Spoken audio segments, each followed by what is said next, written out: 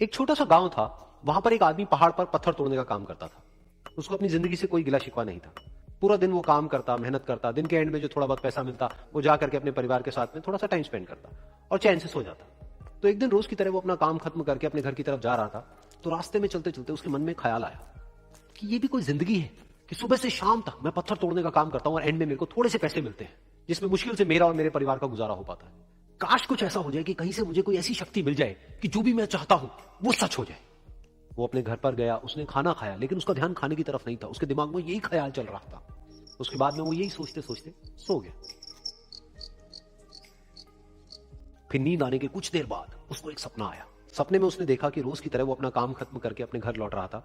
रास्ते में उसने एक बहुत ही बड़ा घर देखा और उसके मन में आया कि काश ये घर मेरा होता और मैं इसका मालिक होता।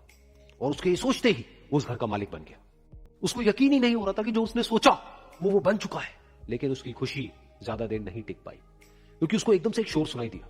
उसने अपने घर के बाहर देखा कि एक बहुत बड़ी रैली निकल रही है, जिसमें बीचों बीच एक पॉलिटिशियन है जो ऐसे से हाथ हिला रहा है। और वहां पर जितने भी लोग खड़े थे सब उसके नाम के नारे लगा रहे थे, उसके आगे हाथ जोड़ करके खड़े थे, सब उसको देखने के लिए तड़प रहे थे। तब उसको यह एहसास हुआ कि मैं कितना छोटा हूं उसके आगे। और फिर उसके अंदर से एक ख्याल उठा कि काश मैं ये पॉलिटिशियन होता और मेरे पास भी इतनी ही पावर होती जितनी कि इसके पास में है। बस उसका इतना सा सोचने की देर थी, वो पॉलिटिशियन बन गया। उसकी खुशी का ठिकाना नहीं था, क्योंकि उसके आसपास में हजारों लोगों की भीड़ थी और सब उसको देखने के लिए तरस रहे थे, तड़प रहे थे। लेकिन उसकी ये खुशी भी ज्यादा देर नहीं टिक पाई। धूप बहुत ही तेज थी और उस पॉलिटिशियन को आदत नहीं थी इतनी गर्मी में रहने की। तो उस धूप की वजह से उसको चक्कर आ गए और वो बेहोश होकर के गिर गया। फिर उसको एहसास हुआ कि ये पॉलिटिशियन सबसे ताकतवर नहीं है, ये जो सूरज है ये सबसे ताकतवर है। और उसके मन में आया कि काश मैं ये सूरज बन जाऊं तो मेरे आगे कोई नहीं टिक पाएगा। और उसका इतना सा सोचने की देर थी और वो सूरज बन गया। और वो खुशी से पागल हो गया, क्योंकि पूरी दुनिया को वो ही रोशन कर रहा था और पूरी दुनिया में ऐसा कोई नहीं था जो कि उसकी रोशनी को रोक सके। लेकिन उसकी ये खुशी भी ज्यादा देर टिक नहीं पाई, क्योंकि कुछ ही देर बाद आसमान में कुछ काले बादल आए जिन्होंने कि उस सूरज की रोशनी को रोक दिया। फिर उसको यह एहसास हुआ कि इस दुनिया में ऐसा भी कोई है जिसमें दम है उसकी रोशनी को रोकने का। और उसके मन में एक ख्याल उठा कि काश मैं वो बादल बन जाऊं। और वो बादल बन गया और आसमान में उड़ने लगा। उसको ऐसा लगा कि मैं आसमान में उड़ रहा हूं और अब मैं जहां चाहे वहां जा सकता हूं। लेकिन कुछ देर बाद वहां पर एक बहुत तेज हवा का झोंका आया जो कि उन बादलों को उड़ा करके ले गया। और फिर उसे ये समझ आया कि ये जो बादल है वो सूरज की रोशनी को तो रोक सकते हैं, लेकिन हवा को नहीं रोक सकते। ये हवा उनको बहा करके ले जाती है। फिर उसके मन में आया कि काश मैं ये हवा बन जाऊं। और वो हवा बन गया। हवा बनने के बाद में उसको अपने अंदर एक अलग ही ऊर्जा का अनुभव हुआ।